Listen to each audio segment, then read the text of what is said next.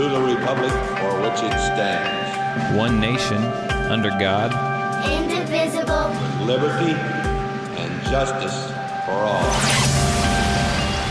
Guns, self-defense, concealed carry. This is the Patriot Defense Podcast. From the war room in Idaho's high desert, here's your host, Todd Echols.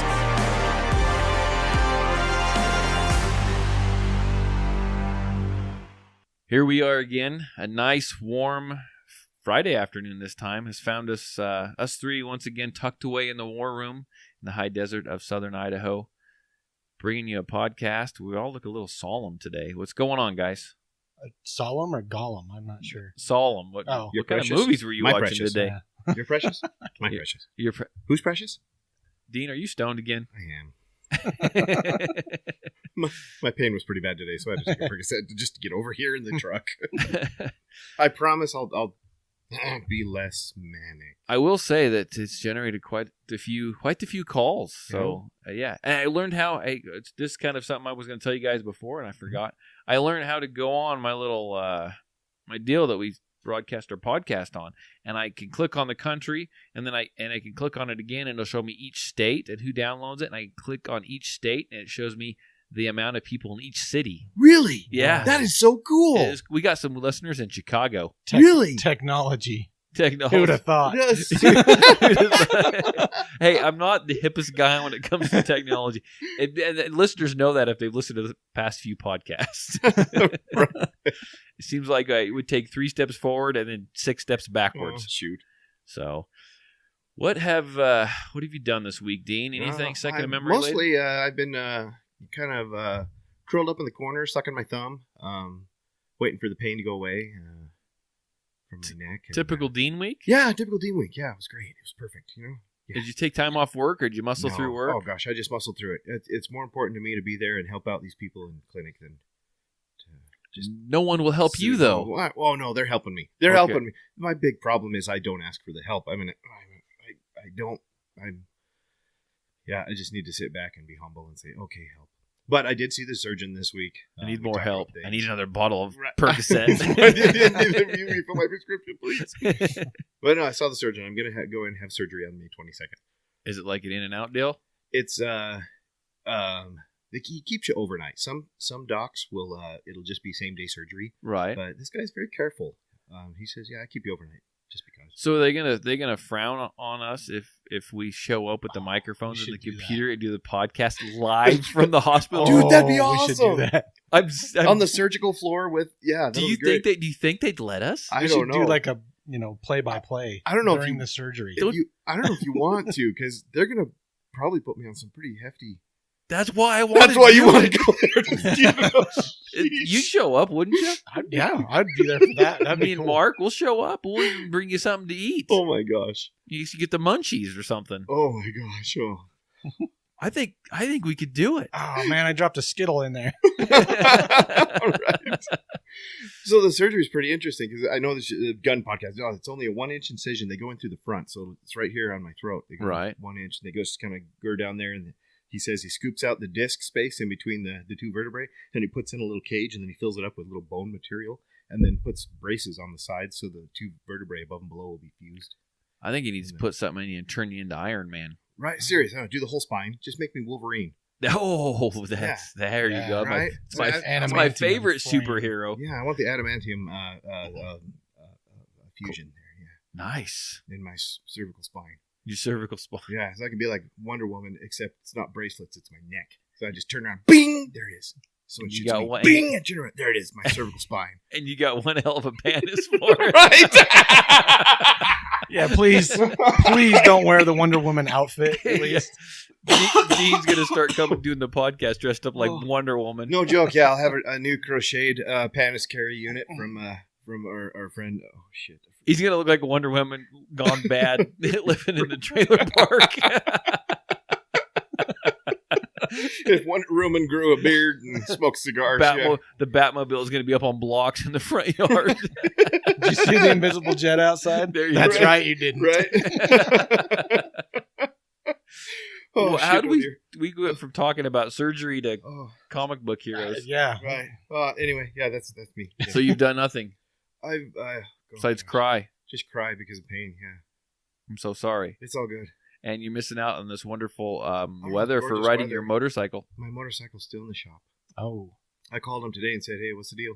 And they said, "Oh, the service guy's busy right now. Can he call you back?" You gave him. Did you tell him that you plugged him on this show a couple weeks ago? You know, I didn't. I should have.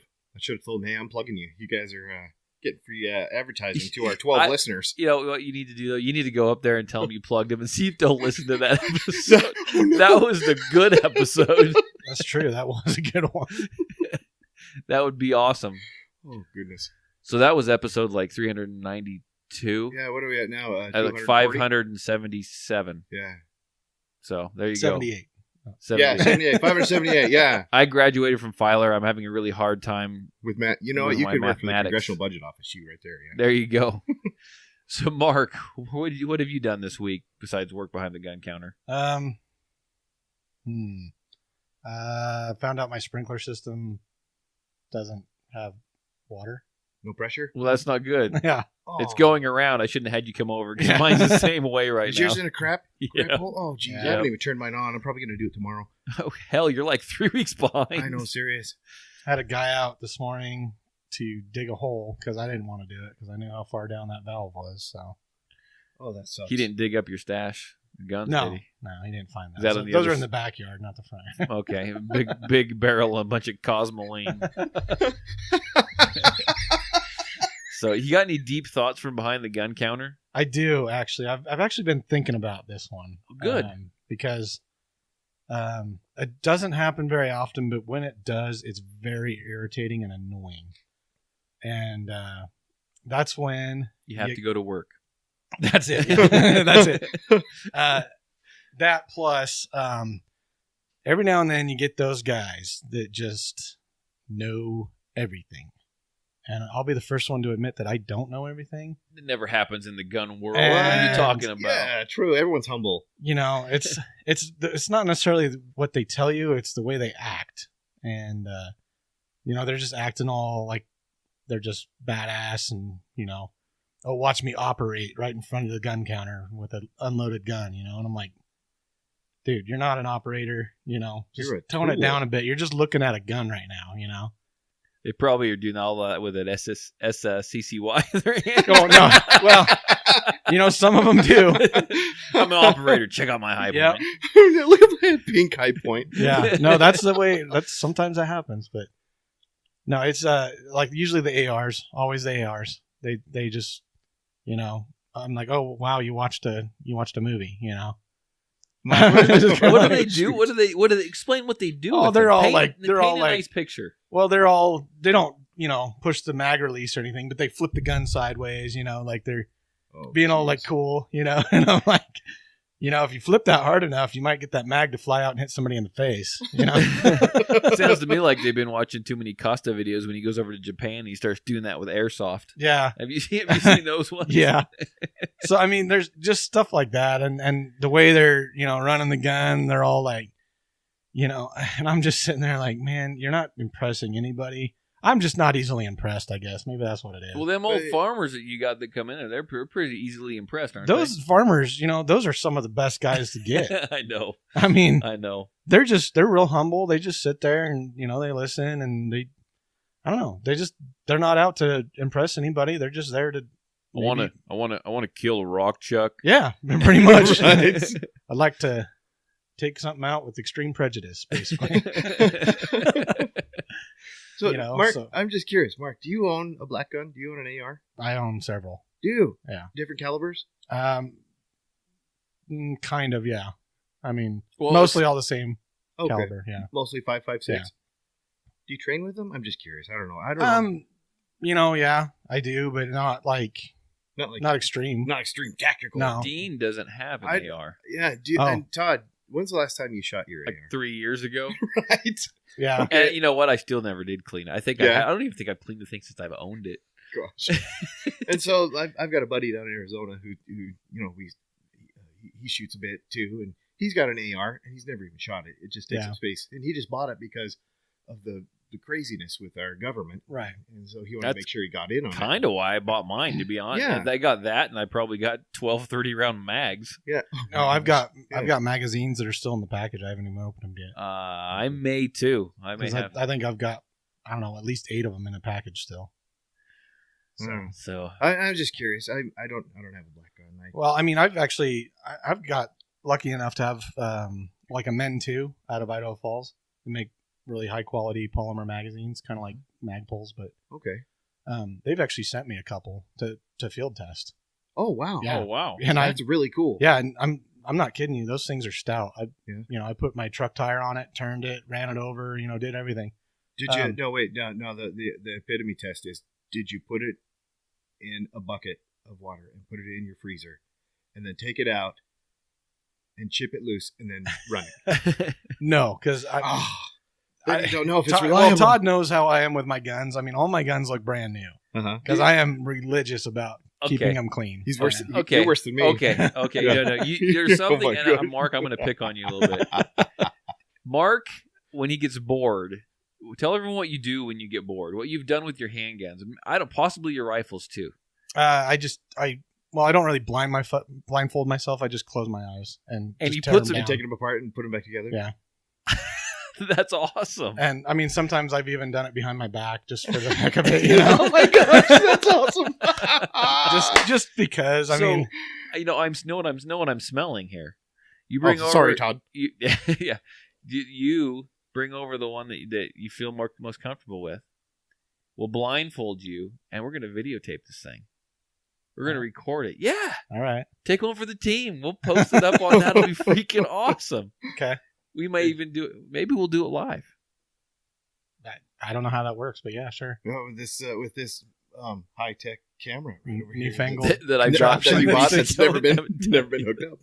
Yeah, the wire tie's still on it. Yeah, it is. No, I That's just how asked I about keep everything perfect. the black rifles. I don't own one. I've never really felt compelled to go and buy them, other than the government asking, fear of the government trying to take them away and rah. But I tell you, I feel like I could. I'm perfectly fine just with a lever action 45-70, and that's fine. I don't holes and things. I don't think everybody needs to have one. If they don't want one, then I don't think they need to have one. But I can see the definite benefit for shooting rock chucks. One of the good things is if you're gonna get one, I would just to start get a 22 version of it because it's so much cheaper to shoot. Okay. And that's primarily I shoot more of those than I do my actual. Oh, do you really? Can't you get VR. a 223 and convert it to shoot a 22 as well? Yeah, there's a conversion kit. I think it's I can't remember the company that makes it, but they make a conversion kit for them, and you just take the bolt carrier group out and replace it with the 22, and it just easy. Yeah, comes with, and they usually come with magazines, to accommodate them. So I'm thinking we all need to get together, and Mark, you need to bring some guns over. Dean, you need to bring some of your lever actions, and other stuff, 1911 and whatnot. And we need to shoot. Yeah, just pull stuff up. We need to do some shooting, and we can take some pictures, post them up for people to see. We can kidnap some rock chucks, and we can hang them in the tree out here, and sweet. We can ventilate them. That works. Hang them by the. Do you kidnap them by driving up in like an unmarked van and? Yeah. Okay. And you offer him candy. Oh. He's like, it works so well for everything else. Windowless van. Oh, shit. So, Drew. We had I'm under attack. I'm under attack this week. You are? Yeah. Gophers. Freaking gophers. Gophers. Oh. It's like Caddyshack up in here. Gophers. Right? No, just for our listeners who don't know, you're completely surrounded by fields. Yes. Completely. Alfalfa fields on one side. Yeah. And I love that alfalfa. And they turned in the irrigation water. And they were watering, the farmer was out watering the alfalfa field. I live on 2 acres in the middle of everything else. Well, it's just a bunch of nothing, which is perfect. Yeah. And they turn in the irrigation water, and I walk out there, and it's like at 8:30 at night, and I see my range is half full. It's filling with water. And it's coming through the sidewall where I dug it out through a little tiny hole. So be honest, did you go get your Speedo on? I did. Your Avidity Arms Speedo? The BB-10 across the butt? It's the only thing I got from Avidity Arms. If I'm really nice, maybe I can get Rob Pincus to autograph. Autograph your ass.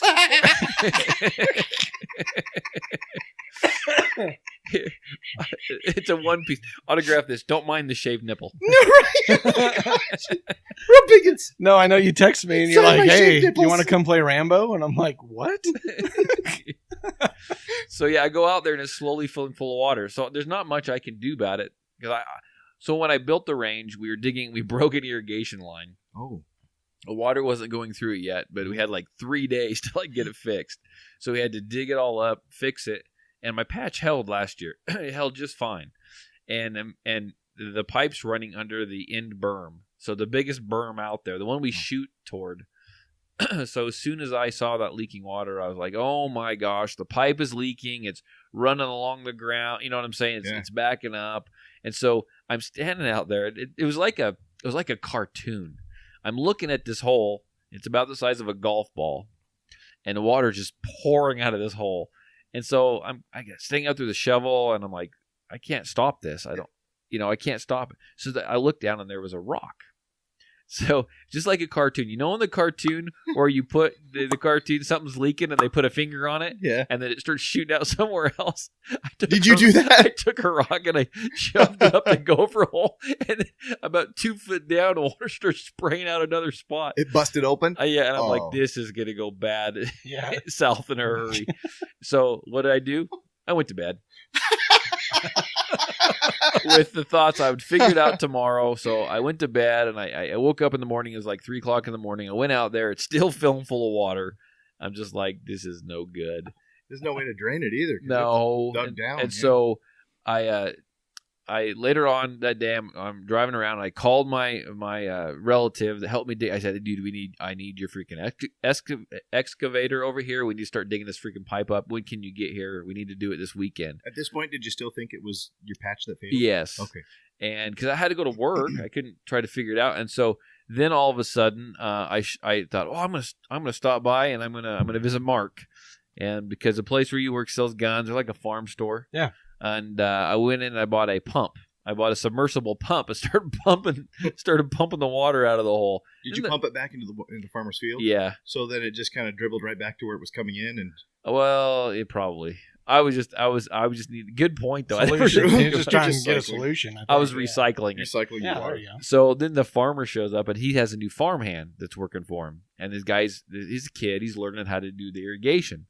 And they come tearing up there on their UTV, utility vehicle or whatever. And I know him. I go running out there. Larry, don't be hunting ducks on my property. I was giving him a hard time. He's looking at this water, and he goes, Larry's like, I think it's a gopher. And so we went and found it was a gopher hole. But he's like, yeah, this kid, he's new to farming. I'm teaching him how to irrigate. He come racing down about an hour, come racing back down to the farm shop. And he's like, Larry, we're filling that guy's shooting pit full of water. He's got this huge swimming pool out there. Help. He was all frantic-y. And anyhow, it was a stupid gopher hole. We found it. We destroyed the gopher hole, and it's been dry ever since. Oh, how fun. You filled the gopher hole? His side? He found out where the gopher hole was, and we blocked it, put a bunch of dry dirt there, and the Plug a water. rock in it? Yeah. Cool. Put another rock in it. Gophers. So the gopher is obviously dead then. I don't. You think? You ground him out? I don't. He better be. Did you find any dead bodies? If I see him, he's dead. It's be like freaking Caddyshack up in here. That's it. Bark like a dog. Bark like a dog. So I got that going for me. You guys in your freaking movie. So anyhow, that's the excitement we had here. I do have a class tomorrow. Is it dried out? Yeah, it was only half of it's wet. I'll take you out and show it to you. Oh, I tell you what, if you use social media, you would have seen pictures of it. I think I sent you pictures. I think you did. Maybe if you had your own Facebook page. Oh. I'm gonna make you one, and I'm gonna text you the password. For those of you listening, I just made sad face. We're gonna get Dean his own. We'll rename it so your wife doesn't know it's you. Right? You call me Master Panis or something like that. Master, I like that. You might get all kinds of odd friends. Oh, serious? Oh, gosh. Yeah, I don't know if you want that. Yeah, maybe not. We'll start you a business page, and we'll call it Dean's Bag of Dicks. But definitely going to get the unwanted people there. I got a story, but I don't know if I should tell it. Okay, let's not tell it. Okay, it's not good. Okay, go on. Well, you got a little while to rethink it if you want to. Yeah. Okay, I'm going to tell it. Oh, Okay. no. Okay, hey, wait, whoa. There's a Everyone remove small children from the room. Okay. Dean's going to tell a story. Okay, real quick. Okay. So, good friend of mine used to work with at the local hospital. Her husband was cheating on her, so then she got divorced.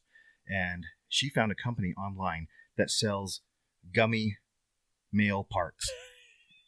And you can send them to anyone anonymously and with a card that says, eat a bag of dicks. So she sent it to her ex, who is a complete a-hole. And you can destroy them too, because they can say, if you don't want them to be edible, fill it with glitter. So they filled it with glitter, so you can't even eat your bag of dicks when you get it in the mail. So she sent him a bag of dicks, and this card says, eat a bag of dicks. Anyway, that's the story. Okay, Dean. Okay. No. I'm trying to keep it short, so you don't want to. Yeah. Oh, I don't care. Percocet Dean. Percocet Dean, that's right.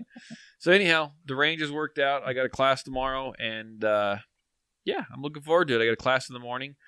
Teach a bunch of people how to draw and shoot and how to do so safely, draw from concealment, that kind of thing. And then I have a private class in the afternoon. Somewhere amidst all that, I am going to try to edit the podcast.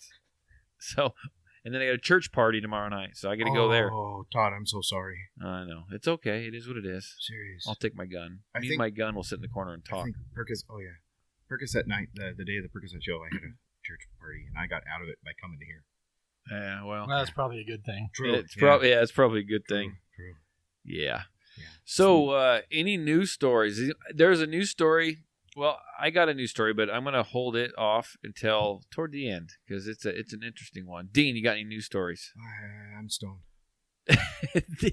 Dean just doesn't know what. You got any news stories over there, Mark? Well, We heard anything from Florida, man? No, but there was that story. there was of that that lady that Yeah. had the Okay, that's what. handgun between her legs, the holster, custom-made holster. So it's between her kind of legs. like it's kind. Made holster. It was kind of like Dean's. It was kind of like Dean's pants, My Gary. is scary. Oh my gosh. And you guys give me a hard time for carrying appendix. I know the story. The headline is "Classy Woman." Yeah, it does say that. Shit. Oh. Loaded So handgun she was- And it was between loaded. legs. Wow. And so she was pulled over she was arrested, right? Oh yeah, it says during a traffic stop. Yep. And she had a gun hidden up in her vajayjay, Loaded. loaded, Loaded. and it was a Kimber. It was. It Yeah, was a Kimber little 9 micro. millimeter. Yeah. Yeah. Holy balls. So That's just like keister carry. Keister carry. Yeah. Anyway, never mind. Dean, we went to the dark recesses of Dean's mind again. It's kicking in. It's so. Oh man. Yeah. So Very that tall. was that's not the first time I've seen an article come through where some woman's hiding a gun up there. So Unbelievable. Well, did they find it at that traffic stop, or did she make it to the jail first? Because that would have been really bad had she made it to the jail. I'm not sure. I don't think they gave a lot of information in that article. Yeah, there's probably not much to give there. well, there was. Upon further inspection, a handgun was also found. So it sounds like first they found drugs and then they took her in. Oh, Yeah. Oh gosh. Maybe when she got it. Remember when she had to go for the pat down? Maybe it fell out. Bang! Oh, it went off. Sorry. Sheesh. That's like Hillary Clinton carrying that nuke you mean from South Park. Yeah. You mean a snook? Yeah, the snook. She's got a snook in her sniz. Okay. What? I have no So- qualms with you. The Percocet is Peterson, get out of there. the Percocet is kicking in. Dean started to get a little manic. I'm so sorry. That's okay. I'm turning your podcast into this shit. Yeah, it's kind of been like R-rated for a little while. I'm so sorry. It's okay, Dean. I'm sorry. Please don't tell my bishop. You're gonna go join your buddies. You're on the motorcycle podcast. Oh my gosh, those guys are terrible, aren't they? Bunch of 12-year-olds masquerading as 40-year-olds. So, what about Dick's Sporting Goods? Well, they're a bunch of dicks. The news from Dick's. No, Dick's Sporting Goods is they hired a bunch of gun lobbyists, gun control lobbyists. I mean, they're just never going to give up. But on a good note, Springfield Armory cut ties all ties with Dick's Sporting Goods. So That's good. What kind of gun lobbyists did they hire? Anti. Yeah. Bad word. Anti-gun lobbyists. So To go to our government and lobby for more gun control. That's what Dick's did. Because it's obvious that they're dicks. the responsible gun owners are the ones that are committing all the crimes in this country. Truly, yeah. So we talked about this on the radio show that I did earlier today, and we actually had a gentleman call in, and he is an employee at Dick's, and he was sitting out in the parking lot. He was getting ready to walk in and go to work, and he says he just wanted us to know that most of the employees don't agree, at least around here, do not agree with what they're doing, obviously. And he said that he the day that they announced that they were going to have that age limit and all that, he left. He just got up and walked out of work. Really? Yeah. He went home for like a couple of days and didn't go back.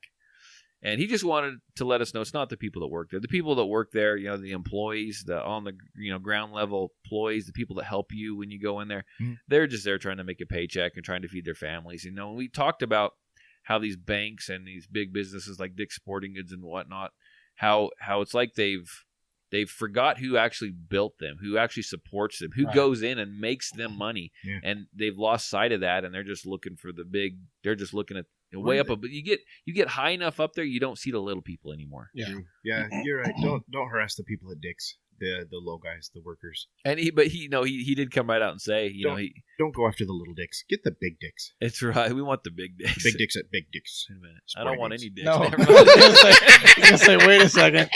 Shit. No, he's actually said, he's like, you know what? If you want handguns, you want ammo, or you want guns, period, you want ammo, he's like, go across the street to Sportsman's Warehouse. That's what he was telling everybody. You want sweatpants or a baseball? Buy it at Dick's. Right? Yeah, Dick's. Yeah. Get go to the Omar the Tent Maker section for your XL. Well, and that was, you brought up, you said the banks and stuff like that. That was the other thing. I think I sent you a link just a little bit ago. Right. Some of the banks are trying to figure out how they can track gun sales. The credit card companies. What? The credit card companies. The credit card companies trying to figure out how they can track. They're tracking gun sales. How? On their credit cards. On their credit cards. Why? So legal gun sales. They want to track legal gun sales. They want to track them because those are the ones you got to worry about. So let me point this out. So facetious, lots of people always ask me. I mean, I won't say lots of people. I get a handful of people every now and then that ask me because you can buy the Square. The Square. Yeah. Buy the little thing you plug into your phone and you can swipe cards on it. Right. Oh, right. Take payments. Yeah. Okay. I've never got one of those. My wife has one for some other business she did. Occasionally she will use it, but I don't. I refuse to actually get one. Most people play with cash or check. Yeah. And I'm okay with that. So they say, well, they got these little things you can, people tell me about them. And I'm like, I'm not stupid. I understand it. But if you go and you read the fine print on a lot of those, it'll say that if you use that, they reserve the right. That company reserves the right that if it finds out or decides that you're using that for gun sales or whatever, that they will shut your service down in a heartbeat. They maybe won't, but they reserve the right to do that if they feel that it's necessary. That's why I don't have one of those. So I liken that to the credit card thing. Mm-hmm. No, they're going to figure out how to track that. I mean, What are they going to do with that information? What are they going to feed it to the NSA? Yeah, I mean, whoever pays them Hawaii, the most, give it to California, give it to Illinois, give it to all those all the states that didn't they have a gun registry? Gun registry. Holy exactly shit. What it is. Holy Hitler riding fiery balls. Yeah. What in the name of holy crap? That's exactly what it is. Gun registry. Shit. Oh, well. I don't buy guns with credit cards anyhow. Nope. Cold hard cash. True. That's how I do it. That's how I stay out of debt too. If I don't got the cash for it, guess what? I don't need to be That's buying usually the best way to do it. The only thing that I'd ever use a credit card on, if I didn't have cash for it, if it finally showed up, is the Sasquatch. True, the Sasquatch of firearms. The Bigfoot of firearms. The hide and go seek world champion. The Where's Waldo of pistols. The world renowned, which never shows up, so we don't know how renowned it is. There's been sightings, but no proof. The Avidity Arms PD-10. Yeah, the PD. The PD is coming. I can feel it. It's getting closer. You feel it in your what? Your whistles. Okay. 2025. It'll be. I think it's going to be out this year. I'm going to buy it this year. I'm not going to say a word. I'm just going to buy it. So tentatively speaking, November, August. I'm hoping. I'm buying it. I might buy 2 just because it's so. Just because it's the Sasquatch. It's so rare. Yeah. It's hard to find. Well, if you find it, you better not shoot it. Because, man, you better lock it up. Don't devalue it. Yeah. I know. So I'm going to buy one of those, and I think I'm going to get one of those HKs with the decock or with the squeeze cockers on. Squeeze cocker. So you don't shoot your dick off. Dick off. So tell them what that's all about, Dean. You're really good at describing videos. Oh my gosh. He's thinking. Okay, Dean. He's obviously thinking about it right now. Okay. So what's the guy's name in the video? Chris Costa. So he's a big time guy. He's a former Firearms. Special Forces guy. He was one of the main guys starting Magpul Dynamics. Right. He knows what he's doing. Oh yeah, he's legit. You know, you watch him in the video. I couldn't really hear much. I think it was night, and I was You had texted me about a half an hour earlier and said you'd already taken some Percocet. So. Oh gosh! Oh yeah. Okay. And I knew you were on Percocet because you haven't texted me that much the entire freaking 3-4 years I've known you. About it, yeah. Well, anyway, so the guy is demonstrating this new weapon that has. It's not new. It's not new. It's not new. No, that's how long has this thing been out? Oh gosh, it's been the 80s probably. Yeah. Seriously. Yeah. I think it's brilliant. It's to me it looks like it has the what's the back strap like the on the grip 1911? safety? Yeah, like a grip safety, but it's on the front, so you can't pull the trigger unless you pull the front. You squeeze it. Squeeze. Yeah. Yeah. And he demonstrates it too. He holds it up by the top with 2 fingers, and he's not squeezing the grips cocker safety thing on the front, and he's pushing the trigger. It's like, see, it won't go off. But he specifically promotes this gun, this weapon, for appendix carry. And he goes through this video that's about a minute demonstrating appendix carry, demonstrating his draw and how he points it. And he's really good. He's got it down. You can tell he's polished. He's practiced a lot. And at the very end of this video, he's been very serious this whole time. And he says, because of this decocker, and it's the perfect thing for appendix carry because you won't shoot your dick off. And he's straight-faced. He's straight-faced the whole time. Yeah. So, of course, Mark goes ahead and tags me, and it's as soon as he sees this video. Well, the whole time. I'm like, oh, that's perfect. That's the big problem with appendix carry for big guys. Those of us with a panis that you have to draw around the panis is you're going to shoot your dick off if you can't get around. If you're a man of girth. You got like a little shelf there keeping you from drawing your pistol. Yeah, protects your gun. It keeps it put it under there. Keeps it from printing. My panis is going to eat the gun if it stays there too long. It just gets hungry. It starts hungry hippo in my. No wonder you got to clean your gun so much. it's clear full of panis. He cleans the lint out of it just like he does his belly button. Gross. That is nasty. I just got a visual in my head. When you do appendix carry, do you have to keep cleaning the pubes out of your weapon when you appendix carry? No, you don't. No, that's right there. I don't get pubes up in there. I got a good holster. It cost me $200. Right, the $200 foam wedge keeps it away from that area. Oh, the foam wedge keeps pubes out of the barrel of your weapon. Okay. So. Dean said the Percocet wasn't going to bother him today. Did you recall him saying I heard that. I'm so sorry. When I took it, I wasn't this bad, and then it's just slowly, progressively gotten worse and worse and worse and worse. And to think he's got to drive home after this. I'm fine driving because I'm manic. I won't slow down. So it was, what'd you say, Gollum? No, Solemn? What? Slalom?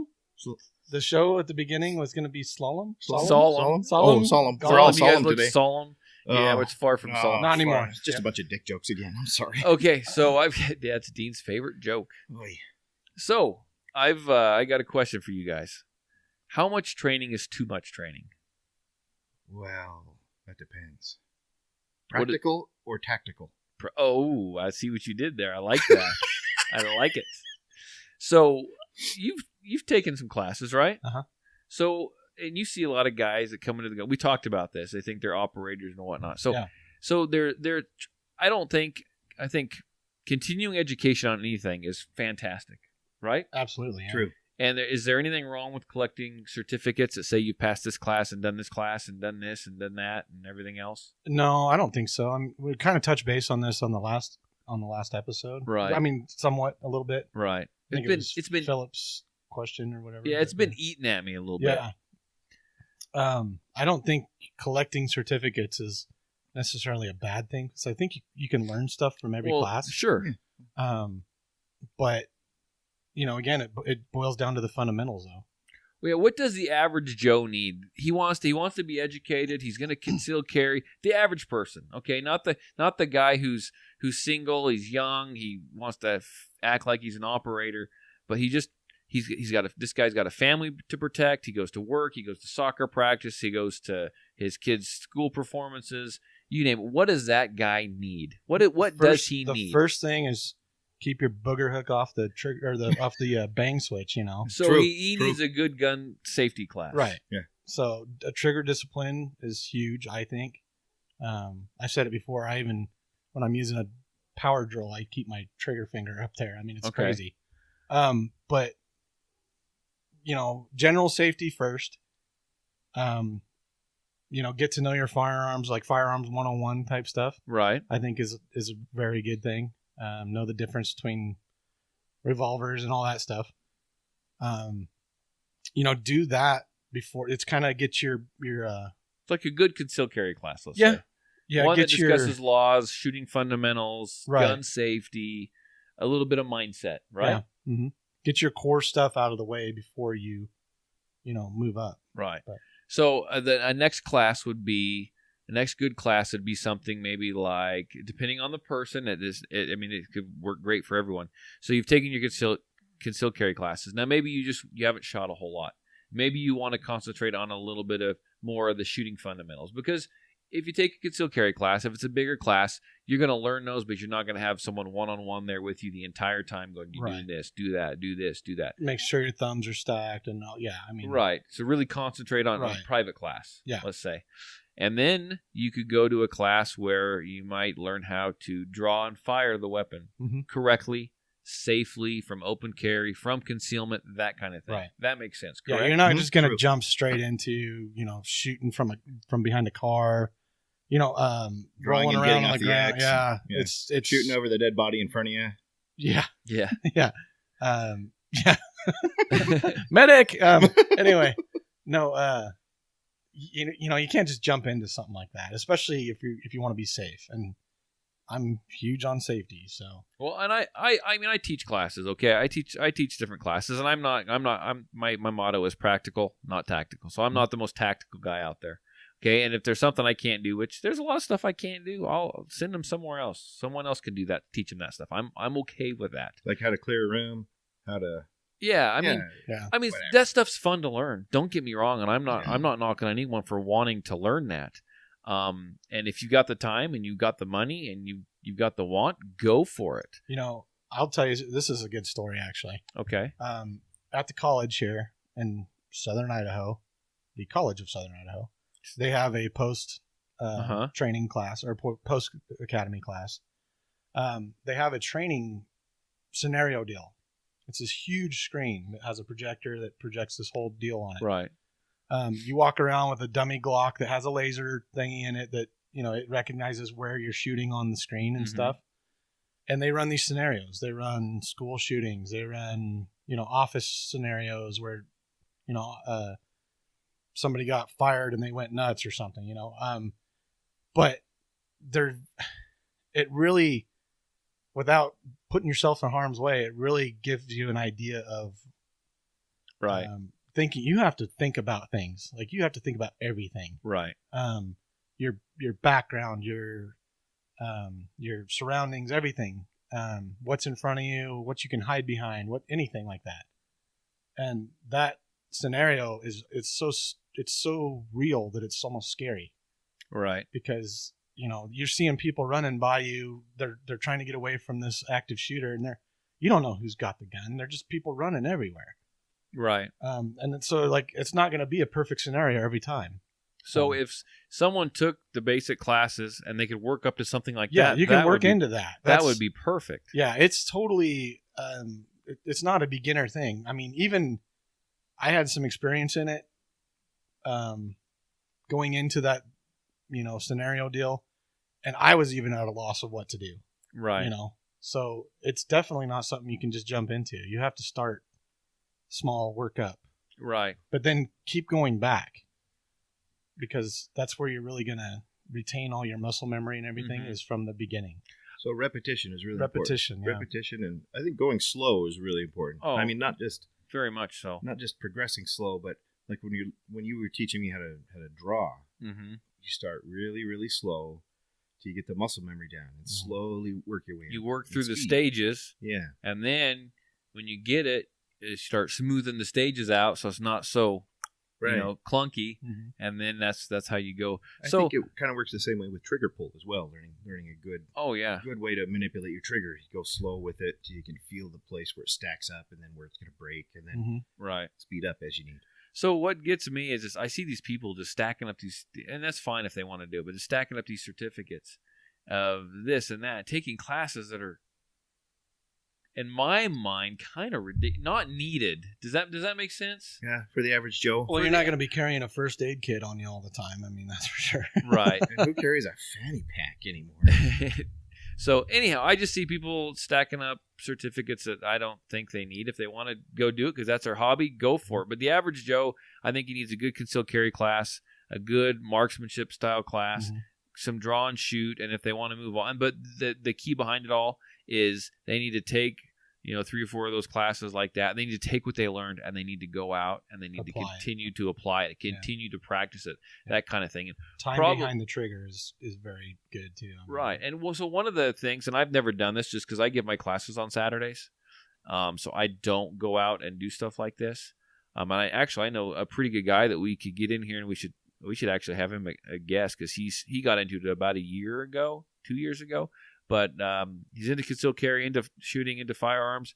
He took some classes, learned some stuff, and he started going out, and he goes out and competes, and he does some 3-gun stuff, and he does some like practical shooting matches, stuff like that, which is really kind of cool. And he's invited me out before, but I've always got classes on Saturday, and that cut into my business.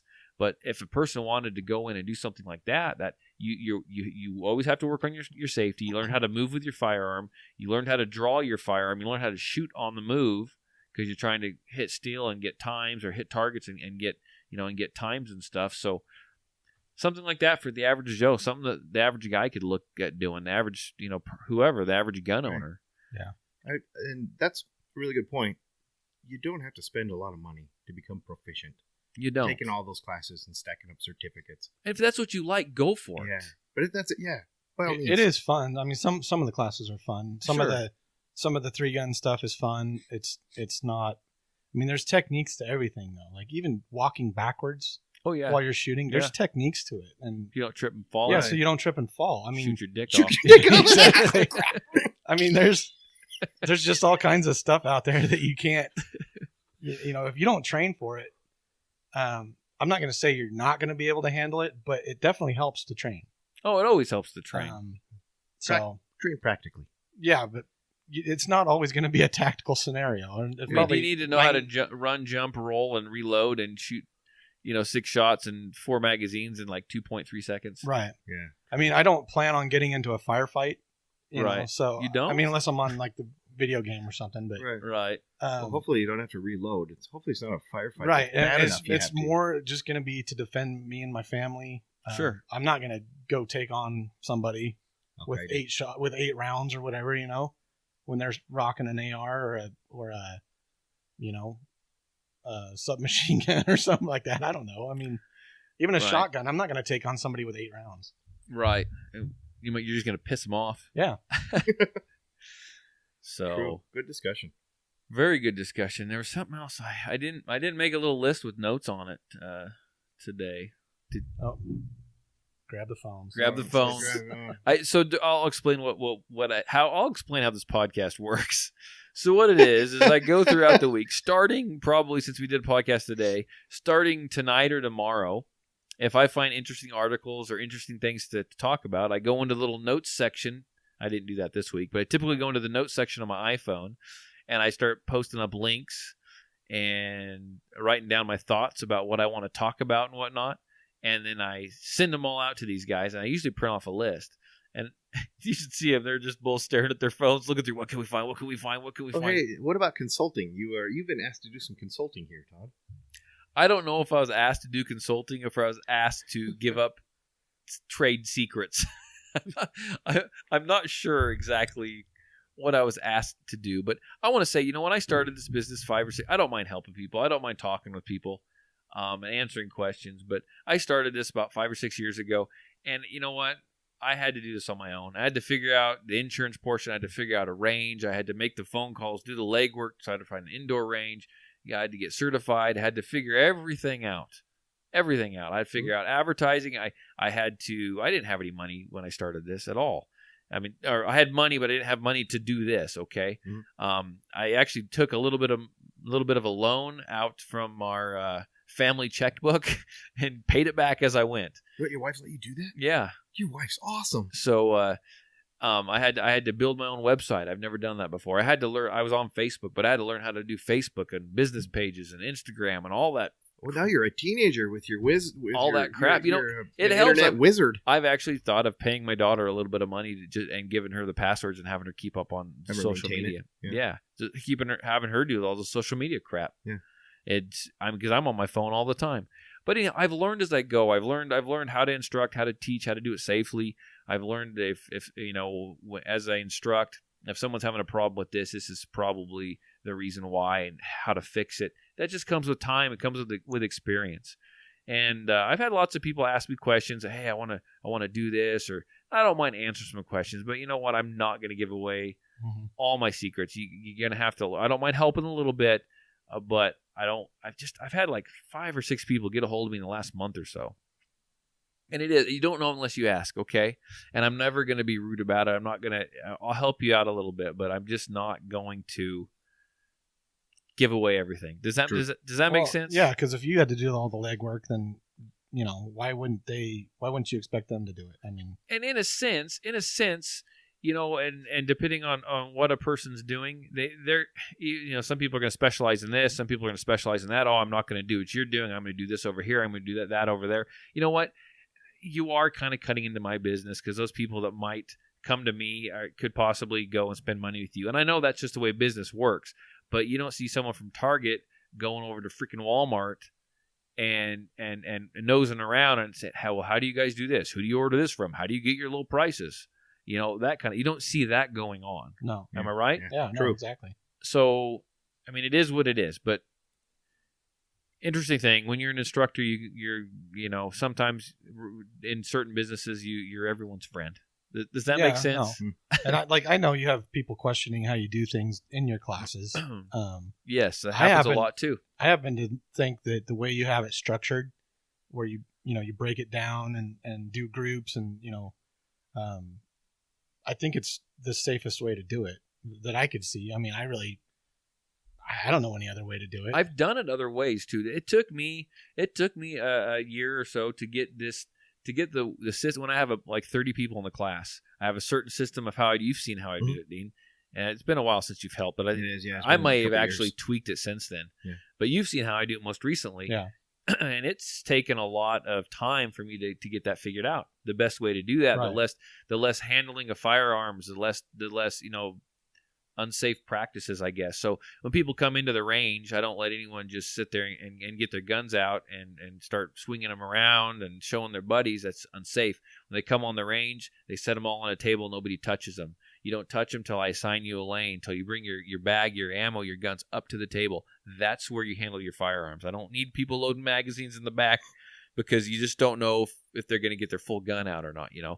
So, and then we run class, and then after class is over, and everyone gets their targets if they want their targets. We call cold range. You can go get your targets, pictures, whatever. When everyone comes down and it's not a cold range anymore, then everyone can pick up their firearms, and then they can go put them away and then come in and get their paperwork.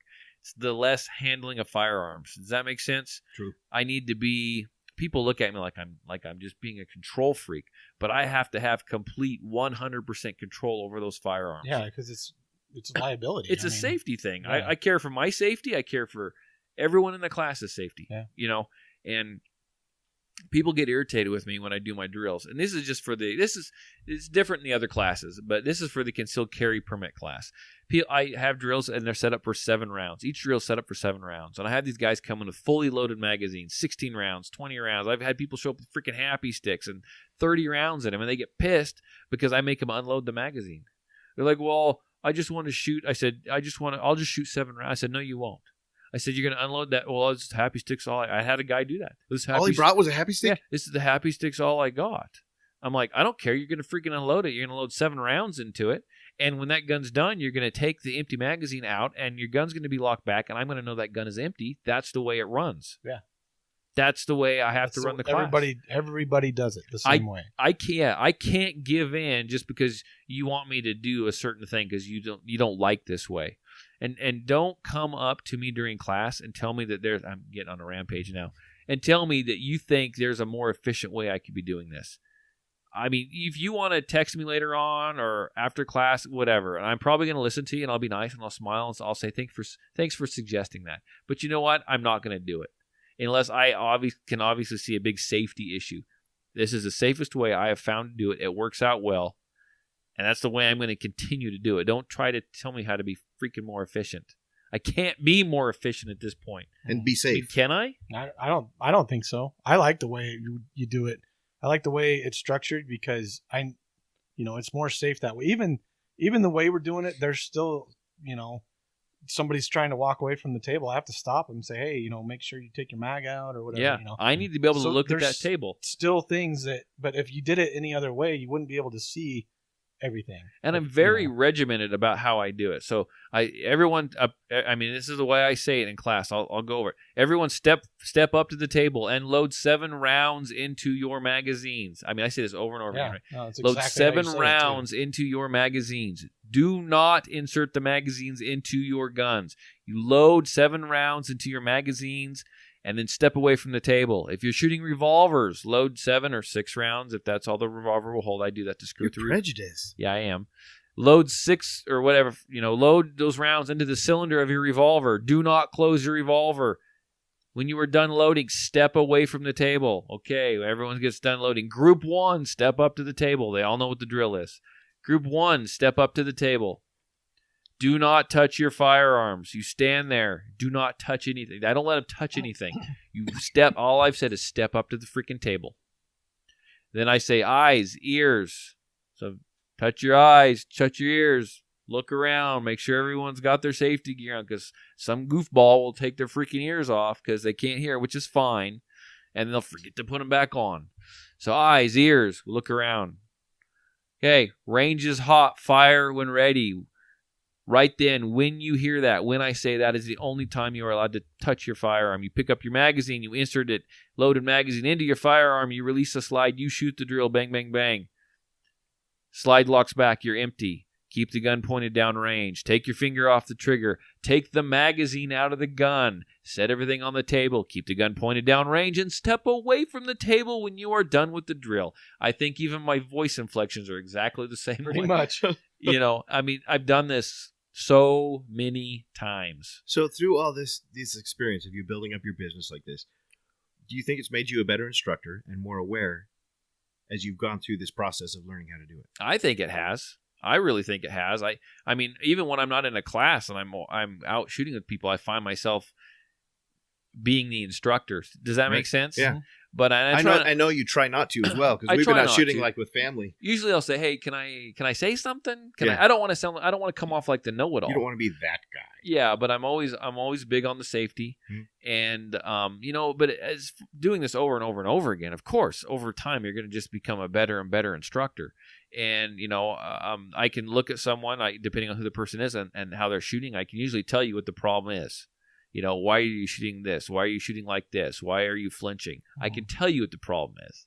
And why is the gun jamming? I can tell you. It's probably because you're shooting a .40 caliber subcompact and you're limp wristing it. You weigh 98 pounds. I mean, that's just the way it is. But I'm pretty good at figuring out what's going on. I feel like I'm getting a lot better at it. Well, just from I took your class 2 years ago, right? Over 2 years ago, maybe.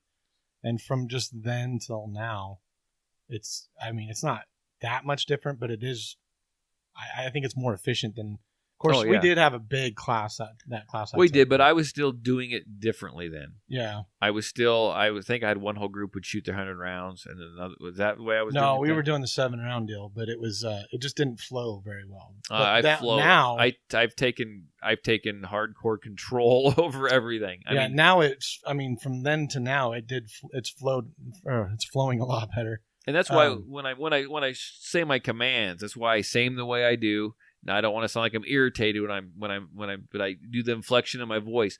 I try to remain as clear as I can so everybody understands what's about to happen. Because I don't have time to go and answer a bunch of questions. But and not only do we do that every time, and I repeat that, they got to fire 100 rounds, and they're doing it 7 rounds at a time. Yeah. So that whole spiel that I just said, I say that for every 7 rounds they load and shoot through the class.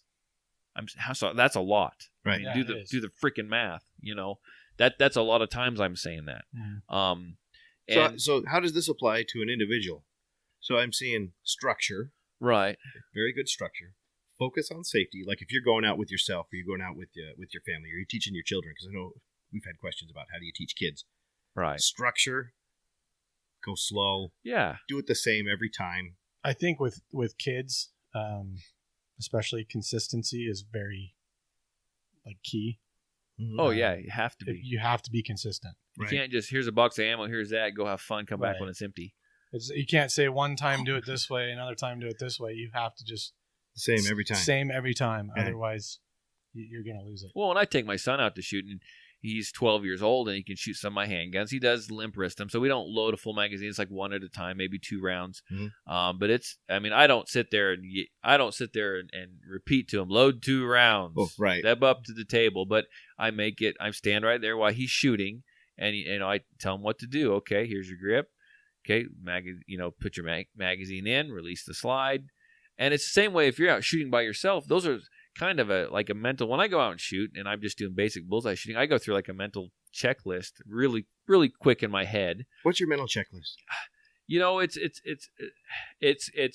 It's went from actual mental. Okay, do this, do this, do this, do this, do this, to a feeling. Does that make sense? Yeah. So now it's just muscle memory. It's ingrained.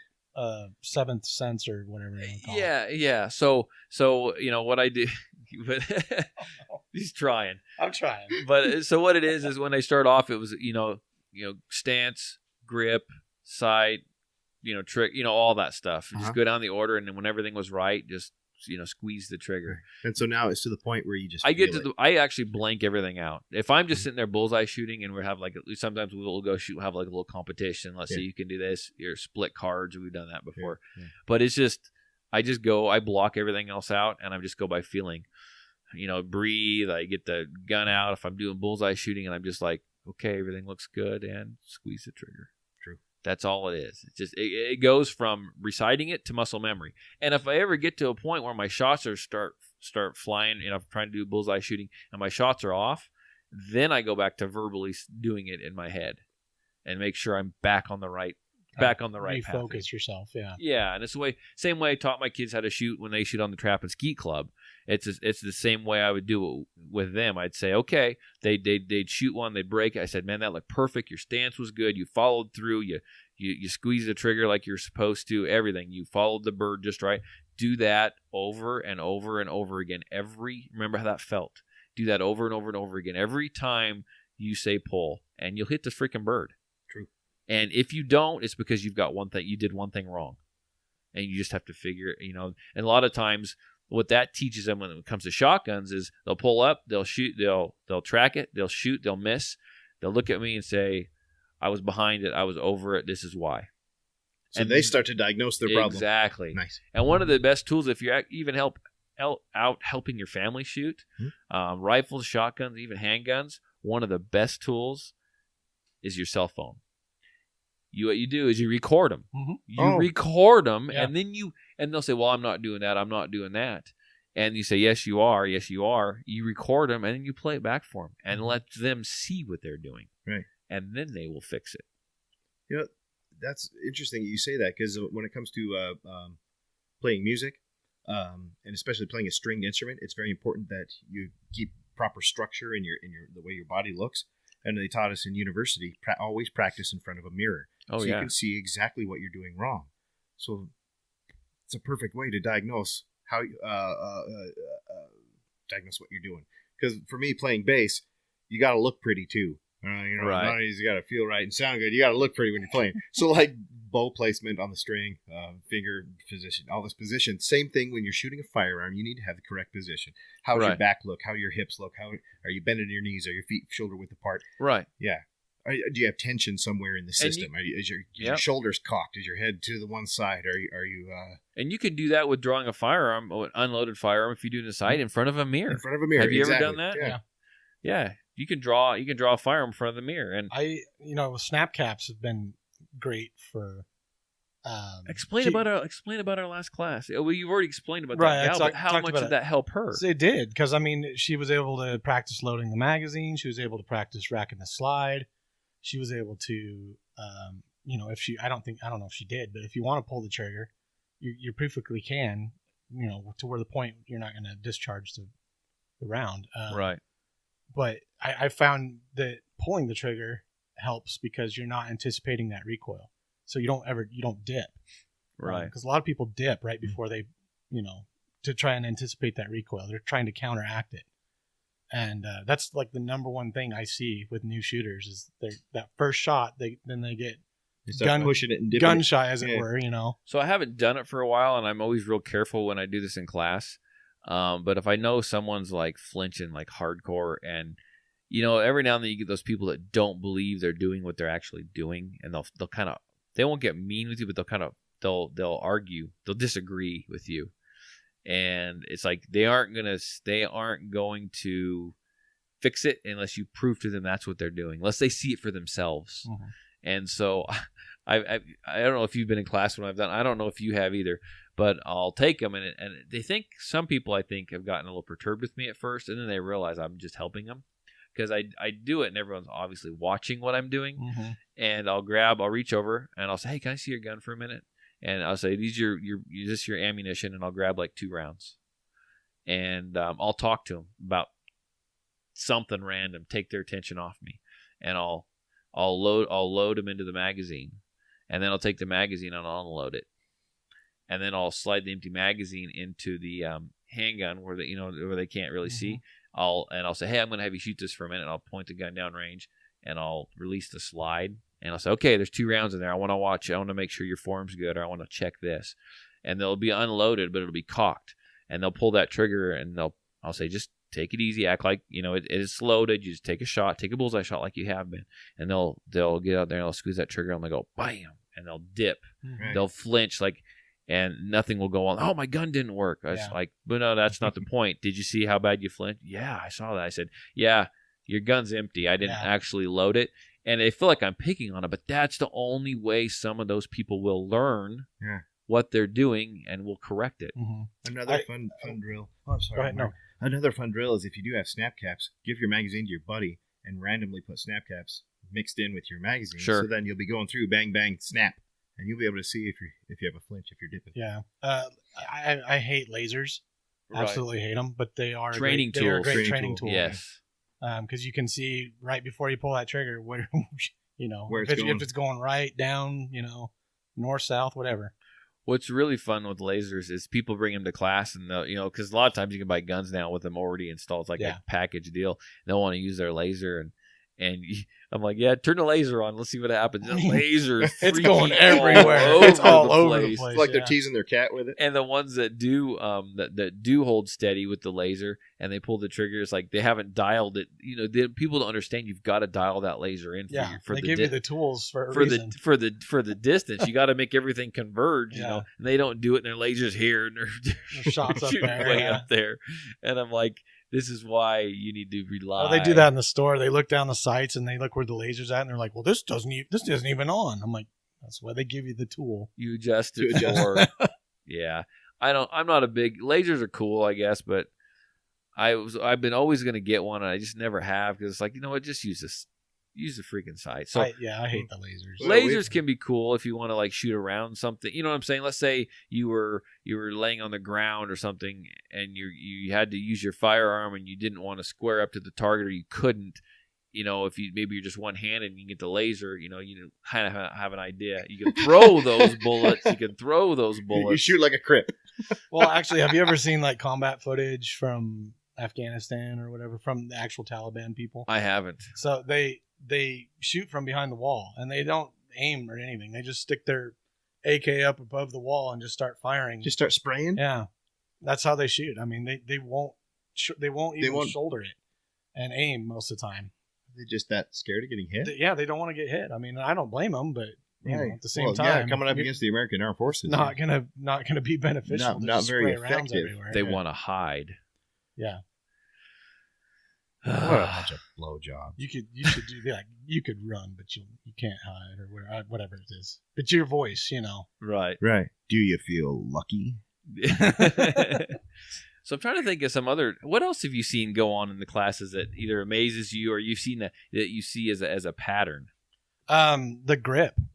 It's people get set on their grip, and you tell them to switch it up and to put their thumbs one way. We had this last class. We had a lot of it, where they'd switch it up for like one round and do it how you told them to, but then they'd be right back to their old set ways again. And then that slide likes to bite you. Yeah. Likes to bite you.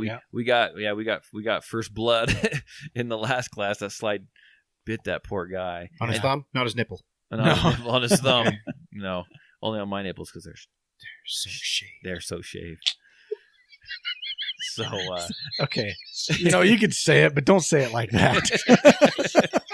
You guys like it. Dean likes it when I talk about my shaved The nipples. room's starting to spin because it's getting kind of. It's getting pretty deep in here. Yeah. It is. So grip is I see a lot of. In the last class there's a lot of people putting their thumbs right behind the slide. It was pretty insane. Like a revolver grip, like they're using revolver grip crossing their thumbs on the semi-auto. On the semi-autos, crossing their thumbs. Yeah. That's right. That's right. Okay. Anyway, sorry, Dean. You're gonna go down in infamy here. Yeah. So that's the car guy. Is he from Boston? Yeah, I think so. Pocket. So I've got I've actually got another permit class coming up on the 12th, and I've actually opened another one up for June 9th. So next weekend I've got a permit class, and then I got one on June 9th. I think they're starting to slow down a little bit because the weather's getting nicer and people are summertime. People are out. Yeah, people are out going camping and thinking they need to do more cool stuff than come hang out with me at Patriot. Yeah, Defense. like spend time with their families and take care of their house and mow their damn lawn, yard work, paint the chickens and shave the hedges. Paint the chickens. Well, I mean, right off on the women and who the hell are you? And rape the horses of many small villages. Yeah. Shit, I love you, Mark. Yeah, this is way off topic, but you know that. You know what they got him for his birthday? What? They're in the middle of the desert. It's 150 degrees out there, and they get him a sweater. Right. It's a sweater! What the hell are we talking about? Three Amigos. Oh, no, I haven't seen that movie for a long time. I had to get that in because it was just, I was dying. I never even considered what a crappy gift that is. Well, that's the humor of that movie. It's a sweater! There's so much humor you don't pick up on. Right? It's a mail plane. So, so have you ordered your Canic pistol yet? No. Why not? I've been buying ammo actually. Buy that Canic and bring it. I want to see it. We need to do a video on it. I got a vacation coming up, and now I got to spend money on my sprinkler system. So I don't know. Canic. You need the Canic. What are you going to buy? The wife going to give you any money to buy anything cool? I've already bought cool stuff to put on my bike, like some skulls and shit. It's going to be my birthday present. I buy him early. His bike's in the shop. shop. He's putting a microchip in his neck, too. So. Well, guys, I think unless you guys got something I missed, are we about done for today? I think we've covered lots of topics. Good discussion today. Yeah, I got to get the targets put out. And I want to apologize for my dirty jokes. I got nothing. Eventually we'll move along, I guess. We're gonna turn Dean into his. In the next 3 weeks, I'll be off Percocets. We're still gonna come do that live video from the hospital, right? With me on morphine, with my morphine drip. Do you think you got some pull over there, don't you? I got nothing. St. Luke's hates me. Oh, that's right. Oh, they hate my guts. Oh, they do. They do. The doctors like me, but the administration, no. We'll sneak in a portable unit or something. Yeah, I'm surprised they even let me go there to see them. Well, no, I don't, because I give them money because of that. The dirt bags are making. Yeah. Anyway. Yeah. So anyhow, I think we're good for today. Until then, you guys all get together. We'll do another one next weekend. True. That work? So what's next weekend? The 12th? Yeah. Mother's Day weekend. I don't know. I might be in Nampa, or I might be out shooting. I'm not sure. Okay. Well, yeah, shooting. It would be that night, but you might be in Napa. So can you make it? I think so. As far as I know. Saturday night. Mother's Day is on a Sunday, right? Right. Yeah. Yeah. But this Friday thing works good too. I like Friday. Yeah. Sometimes depending on Friday's worked. It just depends on what I got going on. Right. So, okay. Well, until then, I think we are done here, guys. Hasta la pasta, bitches. Bye.